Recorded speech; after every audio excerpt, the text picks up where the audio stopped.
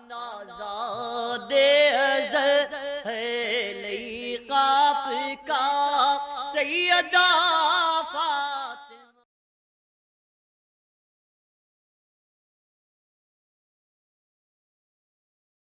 بإحسان إلى يوم الدين أما بعد وقال تعالى في شان حبيبه الكريم إن الله وملائكته يصلون على النبي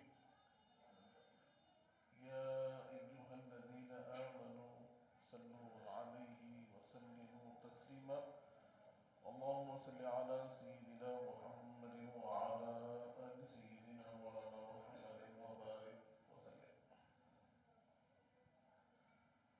برادران عزیز، جیسے ہم یہ کوشش کر رہے تھے کہ ہم اللہ کے راضی ہونے اور اللہ کے قریب ہونے کا کیا طریقہ ہے اس کو جان سکیں، کیونکہ ہم نے اس بات کو سمجھا تھا کہ بندے کی آمد کا مقصد یہی ہے کہ وہ اللہ کے راستے پہ ہے. پیدائش کے مقاصد میں بنیادی مقصد اللہ کی رضا، اللہ کی خوشنودی ہے، اور ہمارا جو انتہائی مقصد ہے کہ ہم اللہ کے محبوب بندوں میں شامل ہو جائیں. اور اسی مقصد سے ہم عبادت بھی کرتے ہیں، اسی مقصد سے ہم صدقہ خیرات بھی کرتے ہیں. ساری نیکیاں یہی کوشش کے ساتھ کی جاتی ہے کہ ہمارا رب ہم سے راضی ہو جائے. ساری اچھائیاں جو بندہ کر رہا ہے اسی رب کی اطاعت میں، اسی رب کی محبت میں، اور یہی نیت کے ساتھ کر رہا ہے کہ کوئی ایک ایسا عمل ہو کہ جس سے ہمارا رب خوش ہو. برادران عزیز، اللہ والوں نے اسی بات کو بار بار سمجھایا ہے. یہی چیز ہم کو سکھائی ہے کہ اپنی زندگی ایسے گزارو کہ اللہ تمہارے ہر ایک عمل سے راضی رہے. یہ رضائے الہی کیسے حاصل ہوتی؟ بندہ اللہ کا محبوب کیسے بنتا ہے؟ اس کے لیے بھی اللہ والوں نے طریقہ سمجھایا. تو ہم اس طریقے کو سن رہے تھے. حضرت سید الشیوخ علیہ رحمت و رضوان نے ہمیں اس کے لیے چند خصوصیات اور چند چیزوں کے خیال کی تلقین کی، اور اس میں 10 چیزوں کا ذکر کیا کہ جن 10 صفتوں کو اگر تم اپنے اندر شامل کر لو گے، کوئی بندہ ان 10 خصلتوں کو، 10 عادتوں کو، 10 اوصاف کو اپنے اندر شامل کر لیتا ہے تو پھر وہ اللہ کے قرب کے راستے پر چل پڑتا ہے. ہم نے سابق میں 6 چیزوں پر کچھ کہنے اور سننے کی سعادت حاصل کی. 7ویں چیز جو حضرت بیان کرتے ہیں وہ ہے خوف. خوف الہی حضرت بیان کرتے ہیں کہ ایک مومن کے اندر خوف ہونا چاہیے، ڈر ہونا چاہیے، پاس و لحاظ ہونا چاہیے، وہ احتیاط کی کیفیت ہونی چاہیے. اور اس خوف کے ساتھ جو چیز جڑ کر آتی ہے وہ ہے رجا. رجا کا مطلب ہوتا ہے امید.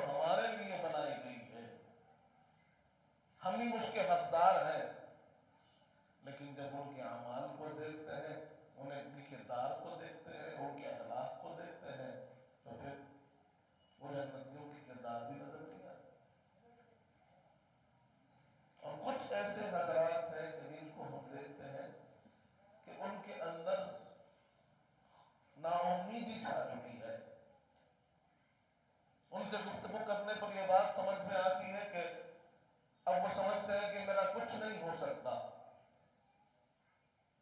میری زندگی ختم ہو چکی ہے، مایوسی چھا چکی ہے، اور نہ انہیں کوئی راستہ نظر آتا ہے، نہ کوئی روشنی نظر آتی ہے، اندھیرے میں اپنے آپ کو ڈالے ہوئے، مایوسی ان کے اوپر چھائی ہوئی ایک خوف کی کیفیت میں جی رہے ہیں۔ لیکن یہ دونوں کیفیتیں بھی ایمان سے دور کرنے والی ہیں۔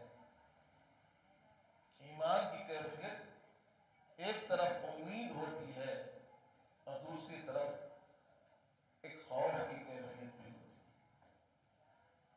برادران عزیز، اب ان دو کیفیتوں کو کیسے آدمی لے کر چلے؟ خوف الہی کی کیفیت کیسی ہو، پھر اللہ سے امید کیسے باندھی جائے، اس بارے میں ہم جاننے کی کوشش کریں۔ اللہ رب العزت قرآن مجید میں ارشاد فرما رہا ہے،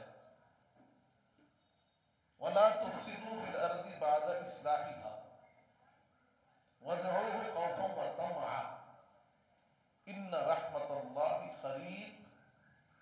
قَرِيبٌ مِّنَ الْمُحْسِنِينَ۔ اللہ فرما رہا ہے کہ جب دنیا میں دیکھو، وَلَا تُفْسِدُوا فِي الْأَرْضِ، دنیا میں فساد نہ مچاؤ، دنیا میں تم برائی کو نہ پھیلاؤ، فساد کو نہ مچاؤ، بعد اصلاحہ، اس کی اصلاح کے بعد، اس کی درستگی کے بعد، وَادْعُوهُ خَوْفًا وَطَمَعًا، اور جب اللہ کے سامنے جاؤ، اللہ کو پکارو، گڑ گڑاؤ، تو تمہارے اندر خوف کی کیفیت بھی ہونا، طمع اور امید کی کیفیت بھی ہونا، چاہت بھی ہونا، ڈر بھی ہونا، محبت اور چاہت بھی ہونا۔ ان رحمت اللہ قریب من المحسنین، یقیناً محسنین کے لیے اللہ کی رحمت بہت قریب ہے۔ برادران عزیز، یہاں پر اللہ نے دونوں کیفیات کا ذکر کیا، خوف و طمع، ایک طرف خوف اور ایک طرف امید۔ اللہ فرماتا ہے کہ جب تم اللہ کو پکارو، اللہ کے سامنے جاؤ، تو یہ دونوں کیفیتیں تمہارے اندر ہونی چاہیے۔ ایک طرف جب اس کے عذاب کو دیکھو، ایک طرف جب اس کی ناراضگی کو دیکھو، ایک طرف جب اس کے ڈرانے کو دیکھو، تو تم پر خوف کی کیفیت طاری ہونی چاہیے کہ اگر میرا رب پکڑنا چاہے تو کوئی چھڑانے والا نہیں، اگر رب حساب لینا چاہے تو کوئی بچانے والا نہیں۔ اب اگر رب کے سامنے جا رہا ہوں اور اتنے سارے گناہ لے کر جا رہا ہوں، کسی ایک گناہ کو بھی رب پکڑ لیتا ہے تو پھر کیا ہوگا، کیسے میں چھٹکارا پاؤں گا؟ یہ خوف کی کیفیت ہونی چاہیے۔ تو دوسری طرف یہ خیال بھی ہو کہ رب فرما رہا ہے، لا تقنطوا من رحمت اللہ، اللہ کے رحمت سے تم مایوس نہ ہو، ان اللہ یغفر الذنوب، اللہ چاہے تو تمہارے سارے گناہوں کو معاف کر سکتا ہے۔ ایک طرف پکڑنا چاہے تو کوئی چھڑانے والا نہیں، اور دوسری طرف معاف کرنا چاہے تو اس کی رحمت کے سامنے کوئی گناہ بڑا نہیں۔ دونوں کیفیتیں مومن میں ہونی چاہیے، اور دونوں کیفیتوں کے ساتھ رب کے سامنے حاضر ہو، گڑ گڑاؤ، رب کو پکارو، رب کو بلاؤ، اس کے سامنے پیش ہو، اور رب فرما رہا ہے یقیناً یقیناً اللہ کی جو رحمت ہے وہ محسنین سے بڑی قریب ہے۔ جو اچھے کام کرتے ہیں، جو حسن کے ساتھ زندگی گزارتے ہیں، جن کے اندر اچھائی غالب ہوتی ہے، وہ محسن کہلاتے ہیں۔ محسن کا مطلب ہوتا ہے جو حسن کے ساتھ ہو، اچھائی کے ساتھ جڑا ہو، جس کے اندر برائی کم ہو، اچھائی زیادہ ہو، خرابی کم ہو، خوبی زیادہ ہو، گناہ کم ہو، نیکی زیادہ ہو، تو پھر یقیناً اللہ فرما رہا ہے کہ ایسے اچھوں کے ساتھ ہماری رحمت بڑی قریب ہے۔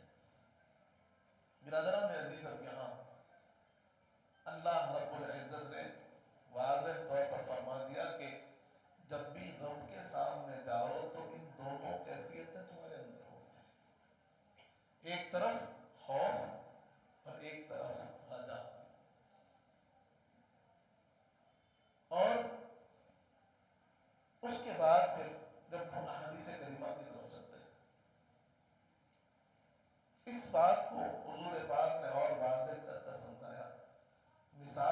سمجھایا کہ خوف کی کیفیت کیا ہوتی ہے. تو جب کسی پر رب کا خوف ہو تو اس کی اللہ کیسے اس پر رحم بھی فرماتا ہے. برادران عزیز، ارشاد ہوتا ہے کہ حضور پاک نے ارشاد فرمایا، صحیح بخاری کی حدیث ہے، حضرت ابو ہریرہ رضی اللہ عنہ روایت فرماتے ہیں، سمعت رسول اللہ صلی اللہ علیہ وآلہ وسلم یقول ان اللہ خلق الرحمة یوم خلقها 100 رحمة فامسك عنده 99 رحمة وارسل في خلقه كلهم رحمة واحدة فلو يعلم الكافر بكل الذي عند الله من الرحمة لم ييئس في خلقه. اب یہاں حضور پاک فرما رہے ہیں کہ اللہ نے جب رحمت کو تخلیق فرمائی تو اس کے 100 حصے بنائے، 100 حصے بنائے اور ایک حصہ دنیا میں بھیجا اور 99 حصے اپنے پاس رکھے. اور آج جتنا کچھ اچھائی، جتنا کچھ فضل و کرم، لوگوں کے درمیان محبت، قربت، رحمت نظر آ رہی ہے، یہ اس ایک حصے کا اثر ہے. کائنات میں جتنی رحمتیں یہاں پر ہم کو دکھ رہی ہیں، جتنی اچھائیاں ہم کو دکھ رہی ہیں، جتنی محبتیں ہم کو دکھ رہی ہیں، یہ سب کی سب اس ایک رحمت کا نتیجہ ہے. اور ایسی 99 رحمتیں اللہ نے اپنے پاس رکھی ہیں. ایک رحمت دنیا کے لیے ہے، 99 رحمتیں آخرت کے لیے ہے. اور حضور پاک ارشاد فرماتے ہیں کہ اگر اس کو کوئی غیر سمجھ لے، جو اللہ کا انکار کرنے والا ہے، اگر اس بات کو سن لے کہ اس کے پاس 99 رحمتیں اللہ نے رکھی ہیں، تو اسے پھر قیامت کا خوف نہ ہوگا.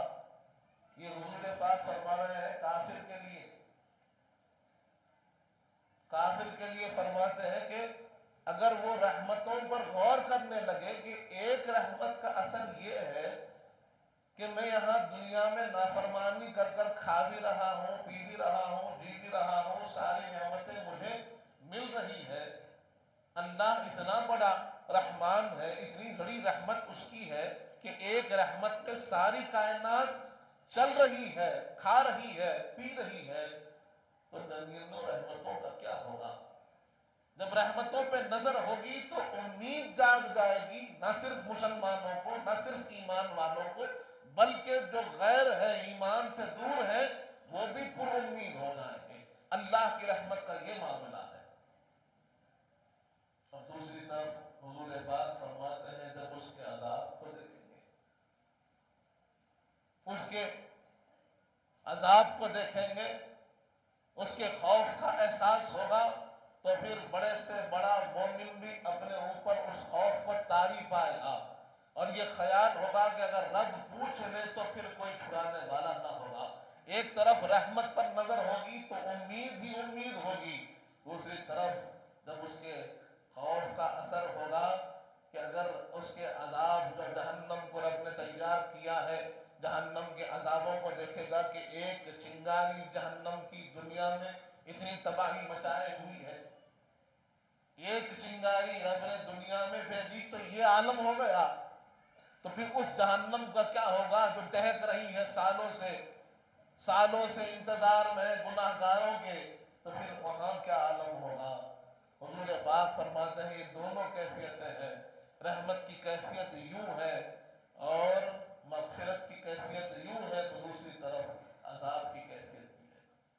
برادران عزیز، دونوں کیفیتوں کو حضور پاک نے بیان فرمایا اور سمجھایا کہ رب کی رحمت بہت بڑی ہے، لیکن تم اس رحمت کے حقدار تو ہو.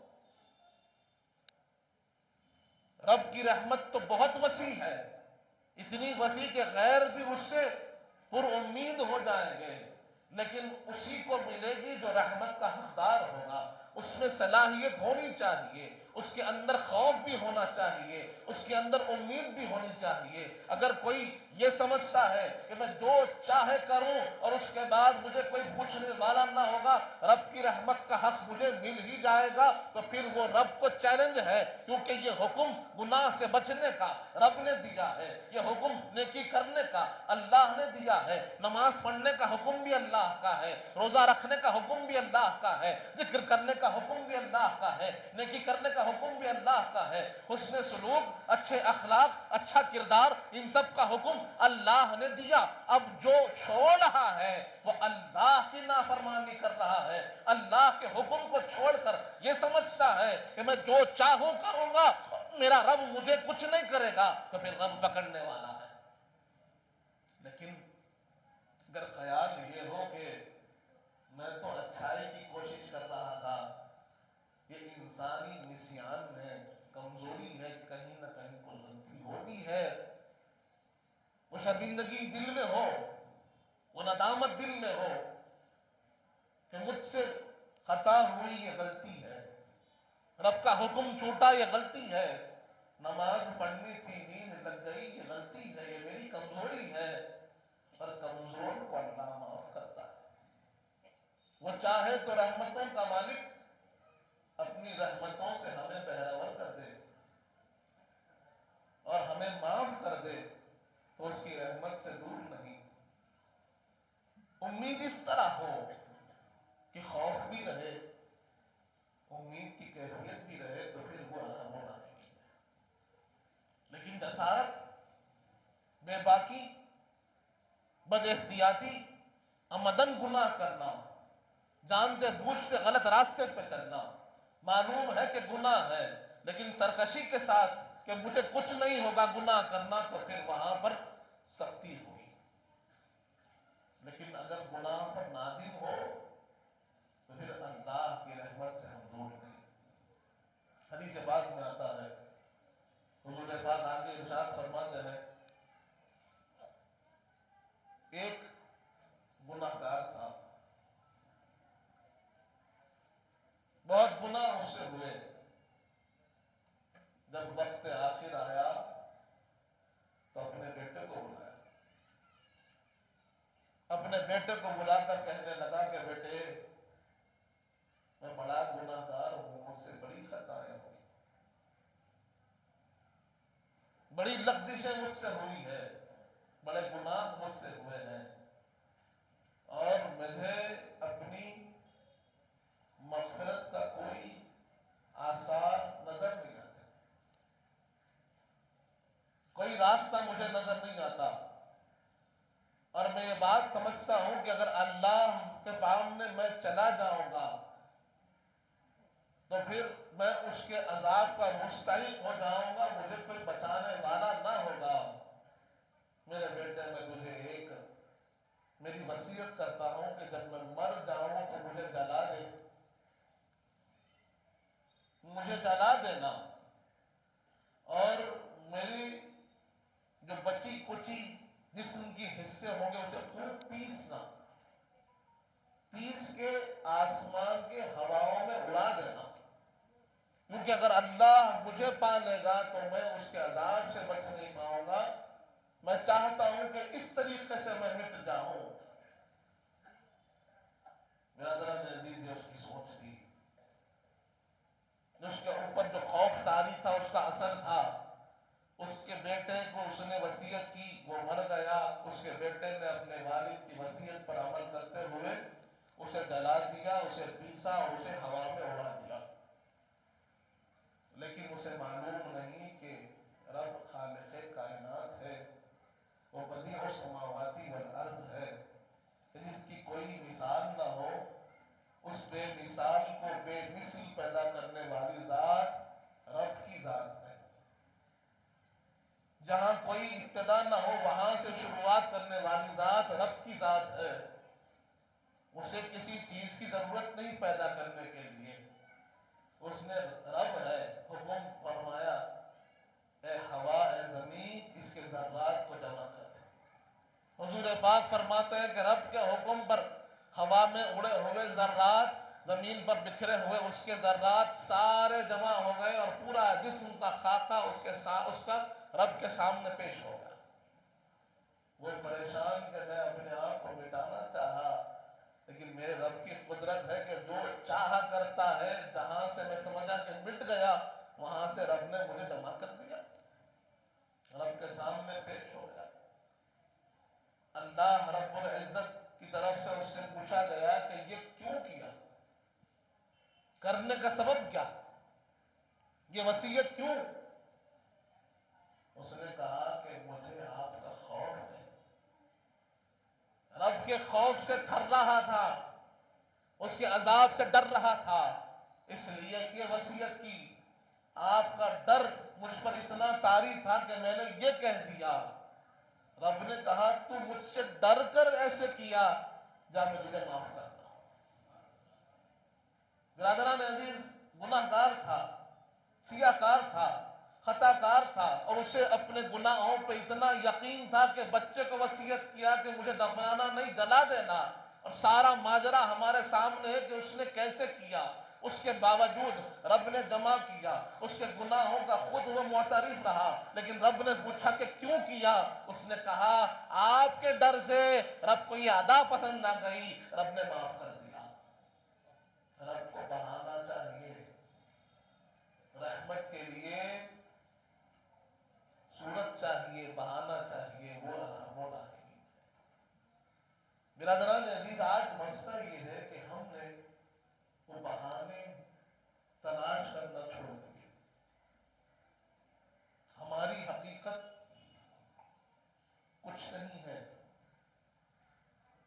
بات اتنی ہے کہ بس اس کی رحمت پہ نظر ہے، اور یہی کوشش ہے کہ ایک ایسا بہانہ ہو کہ رب ہمیں معاف کر دے۔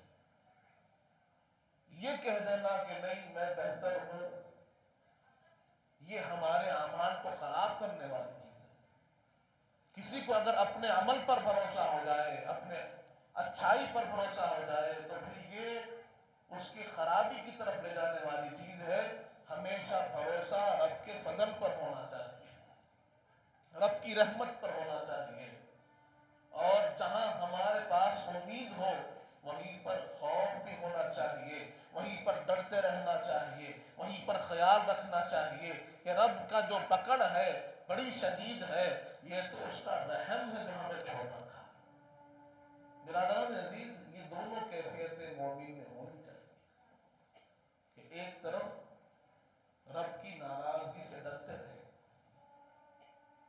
اس کے اندر خوف ہو، اللہ کے سامنے جائیں تو اس کے اندر بے چینی ہو، اللہ کا خوف طاری ہو۔ دوسری طرف جب بھی رحمت کا خیال آئے تو پھر امید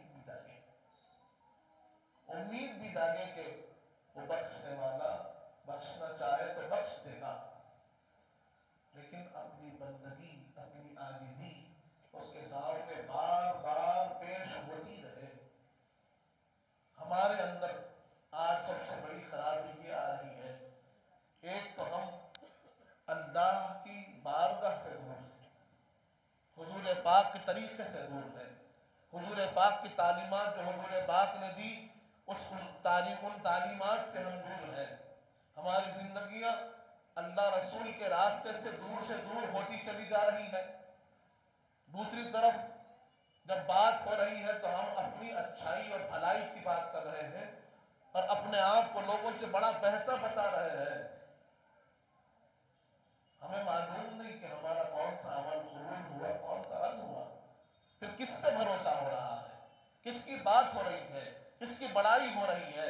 صدقہ کرنے والا کہیں نہ کہیں صدقے کی بات کر رہا ہے، نماز پڑھنے والا اپنی نمازوں کا ذکر کر رہا ہے، ذکر کرنے والا کہیں نہ کہیں اپنے ذکر میں جانے کو، ذکر میں کرنے کو سنا رہا ہے، قرآن پڑھنے والا قرآن کو سنا رہا ہے۔ ارے پڑھا کس کے لیے ہے، کس کو سنا رہے ہو، یہ خیال کرو۔ ارے جب اگر اللہ کے لیے کیے ہو، اللہ کے لیے نماز پڑھے ہیں، اللہ کے لیے روزہ رکھے ہیں، اللہ کے لیے صدقہ و خیرات کیا، اللہ کے لیے سارا ذکر کیا، ساری بھلائیاں جب رب کو منانے کے لیے ذریعے ہے تو پھر بندوں کے سامنے کیوں ذکر ہو رہا ہے؟ بندوں سے کیوں تعریف حاصل کرنے کی کوشش ہو رہی ہے؟ یہ معاملہ آپ اپنے اوپر ایسا کیوں طاری کر چکے کہ اپنے اعمال کے ذریعے لوگوں میں واہ واہی لوٹنا چاہتے ہیں؟ ارے تعریف چاہتے ہیں تو رب سے چاہیں، واہ واہی چاہتے ہیں تو رب سے چاہیں، وہ اگر پسند کرے تو وہ تعریف کرے گا، یقیناً ہم پھر مقبولیت کی طرف جائیں گے۔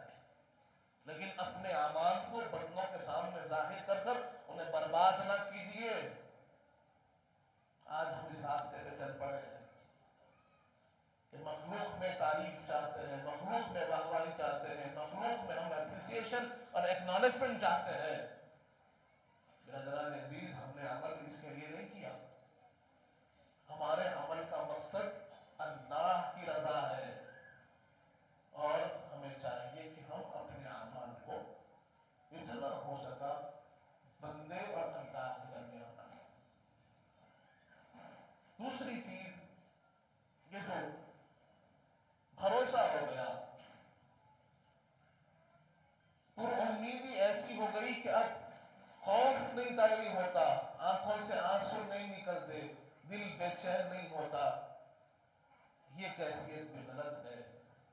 مومن کے لیے اللہ فرما رہا ہے کہ جب مومنین کے سامنے قرآن پڑھا جائے، اللہ کا ذکر کیا جائے تو وجلت قلوبہم، کہ ان کے دل خوف زدہ ہو جاتے ہیں، بے چین ہوتے ہیں، تھرا اٹھتے ہیں رب کے خوف سے، وہ کیفیت ہم سے دور ہو رہی ہے۔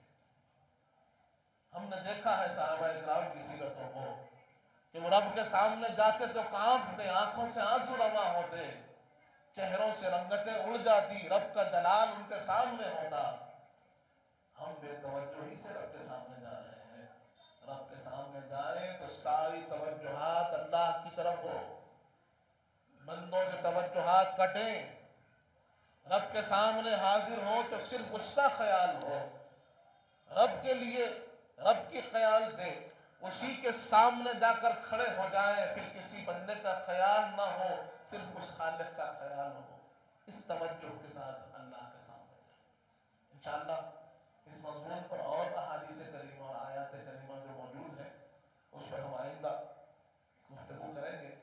اللہ تعالیٰ سے دعا ہے مالک جب تک زندہ اسلام پر رکھ، موت ایمان پر دے، وقت رضا حضور پاک صلی اللہ علیہ وسلم کا دیدار نصیب کرنا مالک، میں نے کو صالح متقی و پرہیزگار بنا، ہمارے گناہوں کو معاف فرما، ہمارے گناہوں کو نیکیوں سے تبدیل کر دے مالک، ہمیں جو پریشان حال ہو کی پریشانیوں کو دور فرما، ہمیں جو بیمار ہیں انہیں شفا کاملہ عطا فرما، ہمیں جو مخصوص ہیں اپنی خطوں کو عطا فرما، جو بچیاں بیٹھی ہوئی ہے ان کا نصیب نیک فرما، جن کی شادیاں ہو چکی ہیں ان کی زندگیوں میں خوشیاں عطا فرما، جو کچھ کہے ہیں، جو کچھ سنے ہیں اس پر عمل کرنے کی توفیق عطا فرما۔